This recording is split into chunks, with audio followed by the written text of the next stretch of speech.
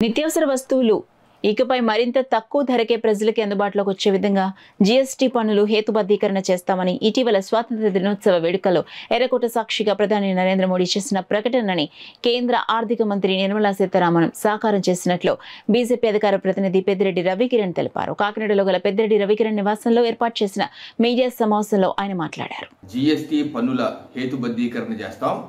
తద్వారా పేదలు మధ్యతరగతి ప్రజలకి వస్తువులు నిత్యావసర వస్తువులు ఇంకా తక్కువ ధరకు అందుబాటులో తీసుకురాబోతున్నాం అనేది వాగ్దానం చేశారో దాన్ని 20 రోజుల్లోనే సాకారం చేశారు. రేపు సెప్టెంబర్ 22వ తారీఖు నుంచి అన్ని వస్తువుల రేట్లు గతం కన్నా అనేక రెట్లు తగ్గబోతున్నాయి. ఎందుకంటే పేద మధ్యతరగతులు ప్రజలు నిత్యావసరంగా వాడుకునేటువంటి వస్తువులు, అది తలకు పెట్టిన నూనె కావచ్చు, షాంపూలు కావచ్చు, సోపులు కావచ్చు, బట్టల సోపులు కావచ్చు, డిటర్జెంట్లు కావచ్చు, లేకపోతే వివిధ ఏదైతే పరికరాలు ఎలక్ట్రానిక్ పరికరాలు కొన్నప్పటికీ ఏసీ కానీ రిఫ్రిజిరేటర్ కానీ ఎన్నిటి మీద పన్నులు గతంలో 12, 18% ఉన్నాయి, 28% ఉన్నాయి. వాటిని పాల ఉత్పత్తులు అయితే 0% తీసుకొచ్చారు, కొన్నింటిని 0%, కొన్నింటి 5% తీసుకొచ్చారు.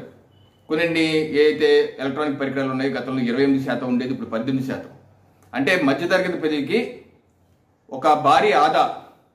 గతంలో నెలకి ఒక కుటుంబం, మధ్యతరగతి కుటుంబం ఒక 5-6 వేల రూపాయలు పెట్టి ఇటువంటి వస్తువులు మందులు కానీ ఇటువంటి కొన్న కుటుంబాల్లో దగ్గరగా ఇంచుమించుగా ఒక 1000 రూపాయల వరకు ఆదా అయ్యే విధంగా జీఎస్టీ పన్నుల హేతుబద్ధీకరణ చేసి తద్వారా రైతులకు కూడా ఏదైతే రైతుకు ఉపయోగపడే ఉపకరణాలు, వివిధ డ్రిప్ ఇరిగేషన్ కావచ్చు, లేకపోతే ట్రాక్టర్లు కావచ్చు, ఇటువంటి ధరలు కూడా గణనీయంగా 28% ఉంది, 18%, కొన్ని 12% ఉన్నది 5%కి తగ్గించడం జరిగింది. సో గణనీయమైనటువంటి ఆదా పేద బడుగు బలహీన వర్గాలకి మధ్యతరగతి కుటుంబాలకి చక్కటి ఆదా రేపు సెప్టెంబర్ 22వ తారీఖు నుంచి పన్నుల హేతుబద్ధీకరణ చేయడం ద్వారా ప్రధానమంత్రి నరేంద్ర మోడీ గారు దీపావళి కానుక ముందుగానే దేశ ప్రజలకు ఇచ్చినందుకు దేశ ప్రజలందరికీ ప్రధానమంత్రి నరేంద్ర మోడీ గారికి అభినందనలు, శుభాకాంక్షలు.